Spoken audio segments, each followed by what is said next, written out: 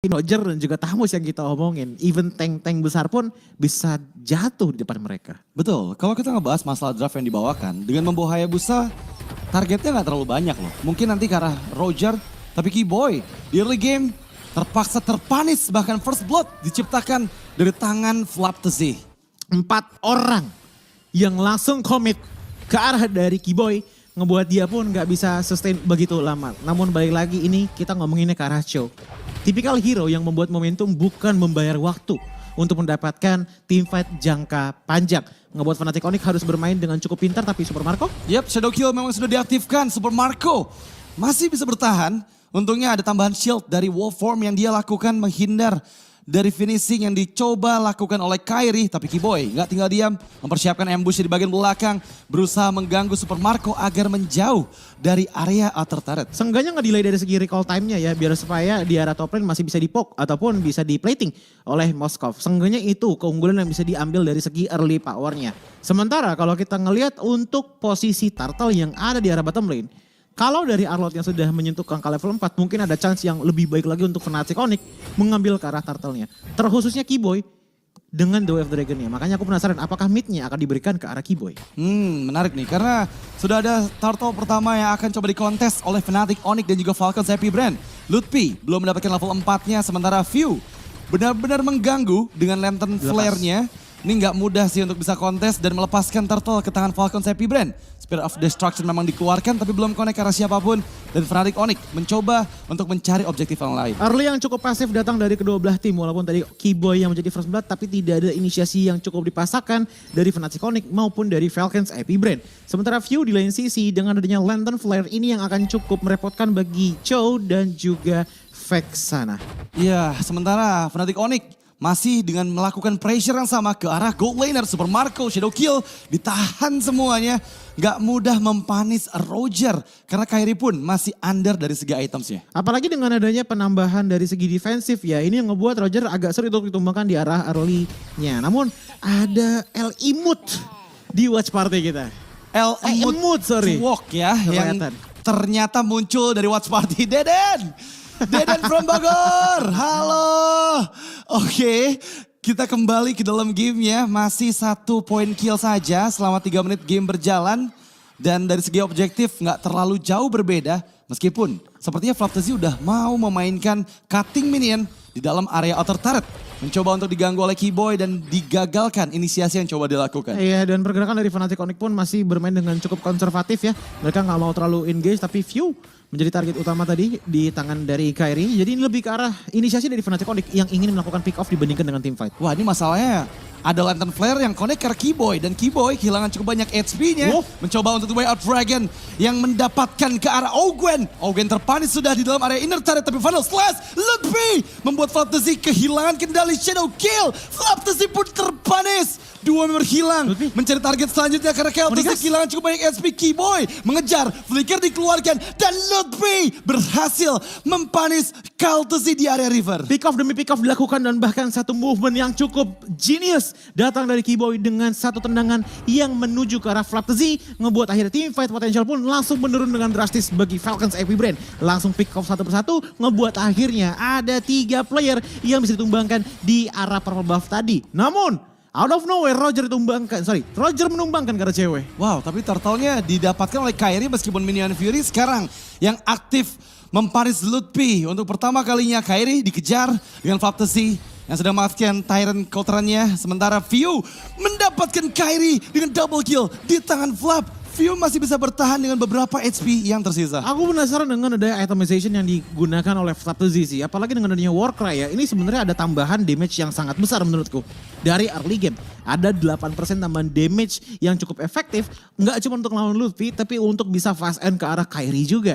Dan melihat dengan adanya laning yang cukup di-owning oleh Flaptzy, snowball potensialnya ini udah mulai kerasa. Terbukti dengan gold leaderboard yang menduduki di tempat kedua. Bahkan di atas gold lanernya dia sendiri. Iya. Super Marco. Betul. Tapi seenggaknya cewek ini masih aman ya. Masih aman. Kita lihat dari pattern farming yang gak terganggu juga meskipun sempat terpick off di area mid lane tadi. Sejauh 5 menit game berjalan, Falcons Happy Brand memang memegang kendali sebesar. Dia nempel ya sama Flaptzy. yang otomatis ngebuat makin tipis lagi zona yang bisa dieksplor oleh Fnatic Onyx. Betul. Tapi kembali ke dalam Barengan game. kan tuh? Iya, iya. Ini selalu ya. Berhasil memberikan perimeter agar Super Marco bebas mendapatkan outer turret kedua dari Fnatic Onyx. Atas bawah sudah hancur dan akan menjadi snowball effect untuk Falcons Happy Brand. Item pertama yang digunakan oleh Fractal-Z adalah Thunderbelt, diikuti dengan adanya Brute Force sepertinya dari Expert 2, Vitality Crystal, dan juga Hero's Ring. Sementara kalau kita ngelihat ke arah Hayabusa yang digunakan oleh Kairi, ini baru jadi ke arah 2 item saja. Item cooldown dan juga adanya Hunter Strike dan Magic Shoes. Di sini sebenarnya ada segi power masih belum terlalu maksimal dari Kairi, tapi udah cukup untuk bisa jadi eksekutor. Iya. Masalahnya damage utamanya itu baru bisa datang dari Sans aja. Itu pun butuh zoning out yang bagus dari Lutfi dan juga Keyboy. Tapi agak susah karena tertahankan dengan power dari View. Betul, karena memang kalau kita bahas masalah komposisi draft, Falcons Happy Brand, early game mereka kuat banget. Dan Kairi, Coach Shadow, connect sudah ke arah View, Shadow Kill diaktifkan. Coba untuk menghindar, membagi damage dari Shadow Kill-nya. Dan gagal mempunish View. Sementara Turtle yang ketiga akan coba diamankan oleh teman-teman dari Falcons Happy Brand tanpa daya gangguan dari Fnatic Onyx. Di bagian bawah, cewek sebenarnya bebas untuk bisa mendapatkan farming di menit ke-6 ini. Iya, tapi nggak bebas lagi karena lihat udah mulai ditempelin juga di tangan dari Fractal-Z.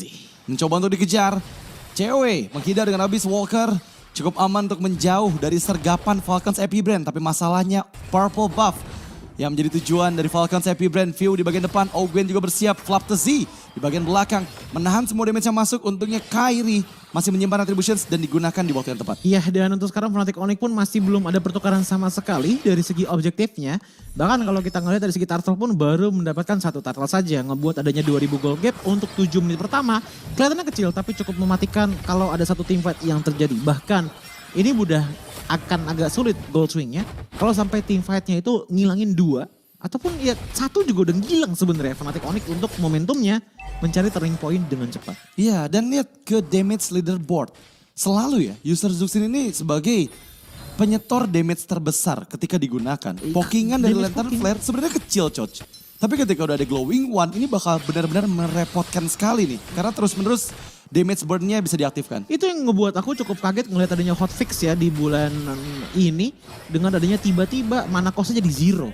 Di saat menggunakan ultimate untuk menggunakan Lantern Flare. Wah, itu benar-benar overpowered banget dan secara teori bisa ngangkat berkali-kali dengan adanya durasi dari ultimate-nya Shushin. Ya, tapi conceal play, Keyboy berhasil diantisipasi dengan Raya Spear of Alpha, Eternal's Guard. Keyboy mencoba untuk menyelamatkan nyawa tapi tertarik terkena efek knock up dari Lantern Flare-nya View. Ini membuat dirinya terpanis dan sekarang outer turret mid lane. Target selanjutnya dari Falcons Happy Brand. Iya, dengan adanya mid lane yang dipush juga dan bahkan lihat di depan sana. Flicker Minion Fury Ogwen berhasil dihindari oleh cewek. Mencoba untuk menangkap lini belakang. Tapi coba untuk melarikan diri Lutfi malah terpanis. Gak bisa untuk diselamatkan oleh 3 member yang tersedia dari Fnatic Onyx. Wajar saja tidak bisa diselamatkan karena adanya perpecahan dari segi teamfight yang dipaksakan oleh teman-teman dari Falcons AP Brand. Apalagi dengan adanya View yang berkali-kali mengangkat player dari Fnatic Onyx. Ngebuat akhirnya Lutfi pun tidak bisa diselamatkan dan berpecah belah menjadi 3 bagian. Bagian di outer turret, dari bagian inner turret dan juga bagian di arah orange buff yaitu Kairi. Ngebuat akhirnya Fnatic Onyx pun nggak bisa melakukan defensif dengan efisien dan pada akhirnya melepaskan Lord yang pertama di menit ke-9. Iya, ini akan cukup merugikan ya karena Lord sudah mulai bergerak dengan Fnatic Onyx yang masih under conditions. Kita belum melihat adanya item ketiga dari cewek karena dia juga cukup sulit Final Slash untuk bisa fast clear di bagian tengah. Ada Eternal's Guard juga dari Suns. Spirit of Destruction-nya connect. Belum ada member yang tertangkap tapi Lutfi tertinggal. Kembali dimakan, Kairi join dengan kuat shadow-nya. Keyboy, the way of dragon, Kel'Thuzzi. Terpaniskah? Masih bisa selamat bahkan malah Keyboy dan juga Kairi. 2 member lagi yang hilang dari Fnatic Onyx di waktu yang bersamaan dengan Lord di bagian bottom lane. 10 menit namun sudah ada 3 player lagi yang menghilang membuat Fnatic Onyx makin tertinggal dari segi goldnya. 6.000 dari segi perbedaannya dan bahkan inner turret pun sepertinya akan dihancurkan dari 3 lane yang berbeda. Membuat Falcons Happy Brand gak cuma owning dari segi team fight namun kemungkinan besar dari segi jungle yang dimiliki Onyx juga. Wah, ini bakal cukup sulit buat Onyx di menit 10 ya. Karena meskipun Lordnya nggak berhasil mendekat ke arah base turret. Tapi kita lihat, Falcons Happy Brand keuntungan dari Lord yang mereka dapatkan di angka 6.000 gold. Dan ini sekarang belum selesai juga loh. Nah, iya, ini 6.500. masih terus loh. Terus bertambah keuntungan dari Falcons Happy Brand, coach. Ya, dengan adanya 6.500 gold Lord Advantage Yang membuat akhirnya Fnatic Onyx pun untuk sekarang di keadaan yang cukup was-was lah. Karena gini, dari segi kill point mereka baru dapetin ke arah 3. Dari segi turret gak ada satupun yang diambil. Turtle pun cuma 1. Kalaupun emang Lutfi-nya pengen menjadi momentum maker di depan sana, follow up-nya pun harus dibarengi dengan adanya damage yang nge-burst juga. Masalahnya damage burst-nya dari mana? Dengan Sans yang baru mendapatkan 3 total assist, dengan cewek yang gak bisa mendapatkan positioningnya, dan juga Kairi yang dimana dari segi offensive power-nya dengan shadow kill-nya ya, itu selalu terbagi rata di depan dari teman-teman Falcon CP Brain. Soalnya mereka selalu berkumpul secara bersamaan sehingga damage dari Shadow Kill Dan nggak ada bisa Minotaur. maksimal.